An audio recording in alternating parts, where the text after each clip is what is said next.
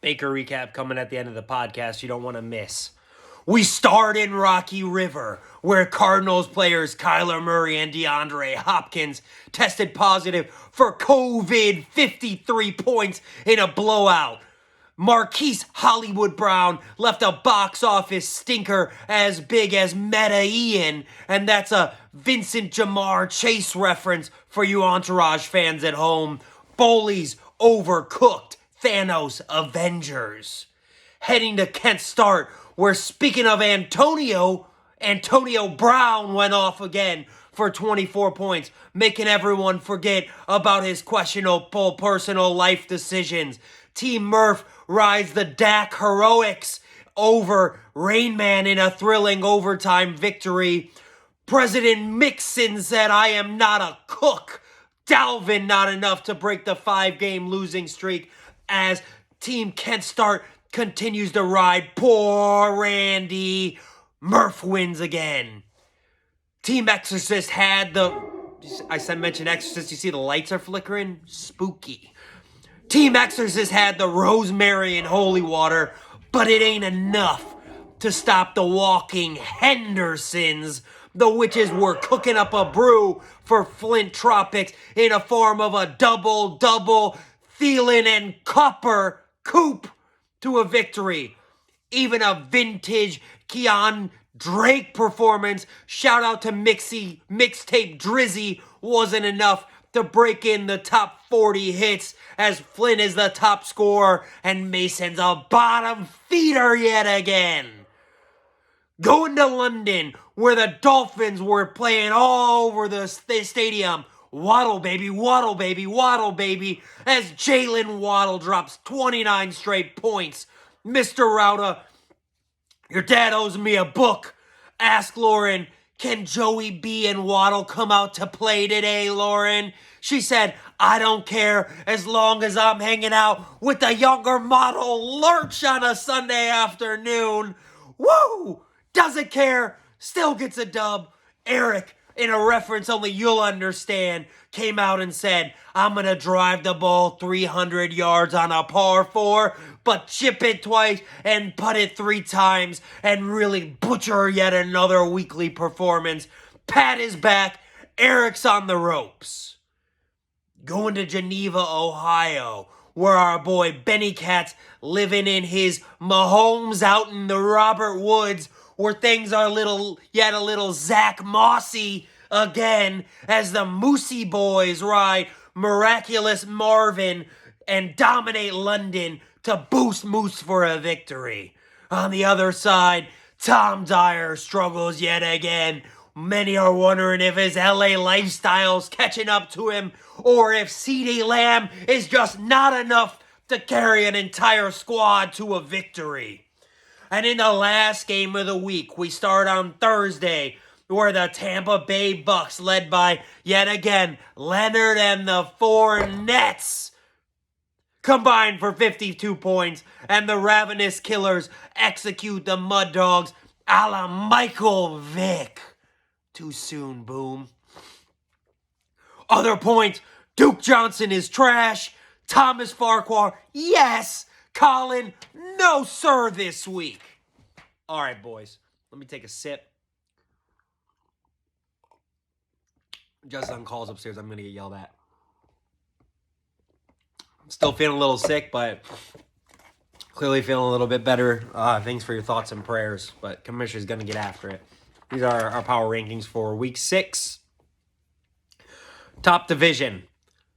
This week's division, and we're talking Baker at the end, are shades of Baker Mayfield. So tier 1, Oklahoma Baker. You know this is top of the line Baker, winning a Heisman Trophy, number 1 pick, world's at his fingertips, recreating the sick Brett Favre pick. Only downhill from here, folks. Number 1 team again, my team, Thanos. Sheesh. We're always a top 3 team. In like 4 out of 6 weeks, we've been a top 3 offense, so pretty consistent. Wide receiver depth's a little concerning. A.J. Brown hurt. T. Higgins, not great the last week, but they're both young studs. The bye week's going to test us, but number 1 for now. Flint Tropics, number 2 out here. You led the league in points without CMC or Russ.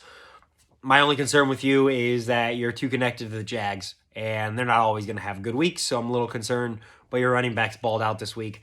You stay in Tier 1, the Oklahoma Baker division. Tier 2, Baker against the Bengals in 2020. You guys know what it is. This is called a flash of brilliance. These teams look great. I get confused. I've switched the order up 5 times. But this is like, you guys look pretty good, but you never know when things are going to fall out and they're going to have to play a real team. Number 3 team in the power rankings, Moose Knuckles. I bumped you up 2 spots this week. I thought your team looked great. I was encouraged by what I saw from Marvin Jones and from Ruggs. Looked like you got some wide receivers who are stepping up. But you do have a lot of injuries, especially at running back, which gives me a little bit of depth concerns for you. So I put you at number 3, but barely. Number 4, I just moved these guys up, Mud Dogs. So you guys were number 3. You dropped 1 spot. I originally had you falling down to 6. Yikes. But I love it, dude. So my note here was that you're super tied to Buffalo and Pittsburgh. You go as Buffalo goes, and they've been the best offense. But my concern was that you don't have depth. And what's the dude do? He pulls in a running back. He gives up a first-round pick and a third for a 23-year-old running back that scored 15 points or more in the last 2 weeks. Great trade. I love it. Flint, I do hope you regret this, if I'm being completely honest, as your competition. That moves you up to number 4 in the power rankings. You're about to get whooped next week without any of your players. Don't take it hard, but good trade. Number 5 in the power rankings, Exorcist, Mason. I put you here. I loved your Damian Williams, or whichever Williams you picked up, whatever his name is, for Kansas City. I thought that was great. But it's going to be, again, you're kind of with Buffalo. You're going to have a rough week next week. You're going up against Thanos, the Manos, and you do not have your players from Buffalo, Pittsburgh, Chargers, or Minnesota, which are the majority of your team. So catch this loss and just be glad you got it all out of the way in a week you would have lost anyways. Okay. Number 6 now in the rankings, Ravenous Killers. Originally had you as 4, but I dropped you. You're 4-2 right now, which is pretty good.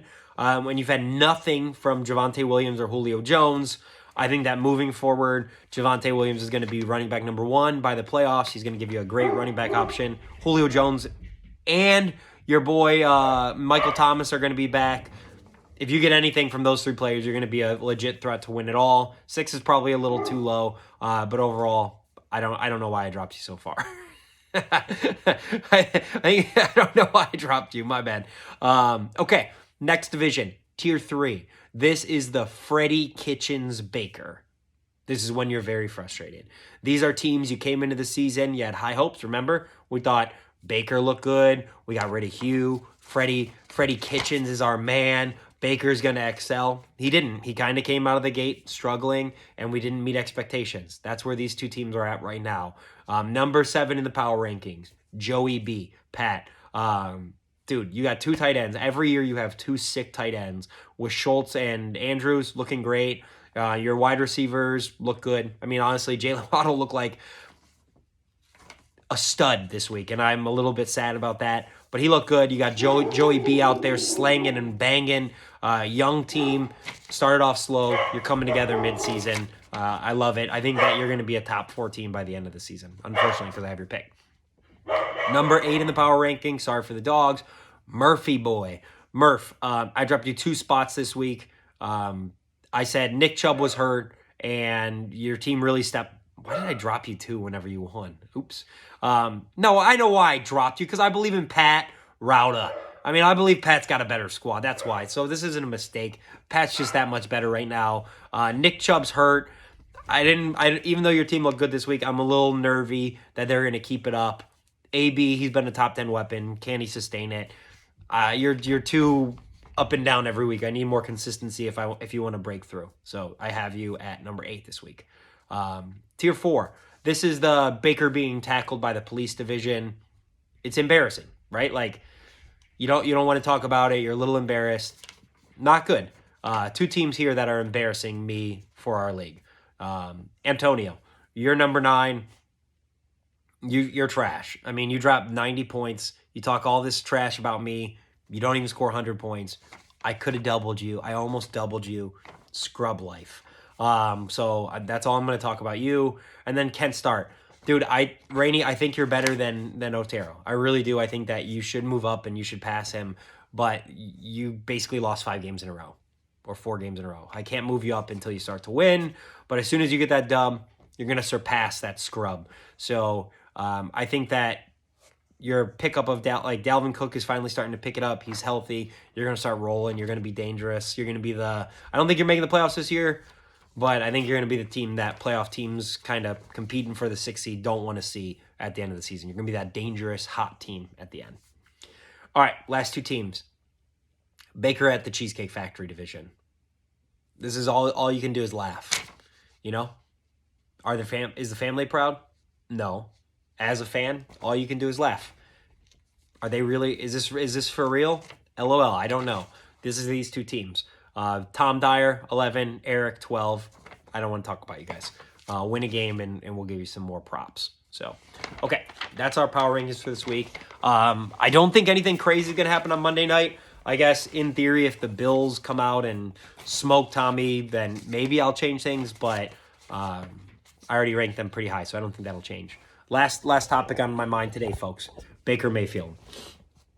Yikes. So, this is the only time I'll go this long. A couple years ago, I really was hard on Baker. I trolled him on Instagram. I trolled him on Twitter. Him and his girl both blocked me on social media because of the things that allegedly my account said. Allegedly. And then we made it to the playoffs last year. We beat the Steelers. Baker looked good, and I was like, I'm not trashing Baker. I'm too hard on the guy. He fights hard. He's a grinder. He can be really good. Like, he's too young. I've been too hard on him. Nah, dog, I was not too hard on him. This dude is a piece of trash. Does he try hard? Sure. Who cares? You want us to pay you $30 million to go out and try hard? If we put Otero out there as quarterback, would he try every week? For sure. Would he give it his best and grind? Yeah, but that doesn't mean we should pay him $30 million. This dude's not worth $3 million a year. He's not a top 10 quarterback in the league. I had a very hot take. He's probably not even a top 20 quarterback. I will say Baker seems to thrive whenever I talk shit about him on social media, so I'm going to be a little bit relentless. This walk, right, like this thing right here, if we lose next week, he's probably coming off the wall, for sure. If we lose to the Steelers or the Bengals, he's probably coming off the wall. He's on the hot seat, and it was to the point where when he got injured, I said, is this bad? I'm kind of interested to see what our backup gives us, because if we can come out here and play a half-decent game about the same, then we're not paying him. Let him walk. Let him go back to the parking lot doing whatever he's up to. So he's pretty much dead to me right now, but he can definitely change my mind. But I'm trashing him every week. Baker's trash. I'm not wearing the jersey. I'm probably going to burn the jersey here soon. The other thing, Stefanski, I like the dude. I like him. I liked when we came out and we were aggressive on 4th downs, but we get sacked a whole lot on 4th down, and we are a power run team that came out against the number 1 team in the league and decided to change our identity last week and got smoked. Don't understand it. Don't understand our 4th. Like, when we have to go in 1 minute offense, we're just running 2-yard slant passes. What are we doing? So, Baker, if the level of worry I have for the Browns, 1 to 10, 6.5. The level of worry I have for Baker, 9.2.